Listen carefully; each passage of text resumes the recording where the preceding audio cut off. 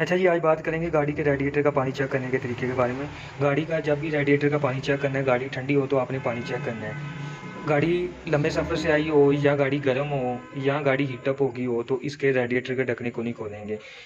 आपने गाड़ी को थोड़ा सा 15-20 मिनट ठंडे होने देना, उसके बाद इसका ढकना खोलना है। अगर आपको इसका ढकना खोलना पड़ जाए, गाड़ी हीटअप होगी हो, तो कोई भी मोटा कपड़ा इसके ऊपर रखेंगे और इसको घुमाएंगे। ये देखिए, घुमाएंगे तो इसका ये ढकना खुल जाएगा।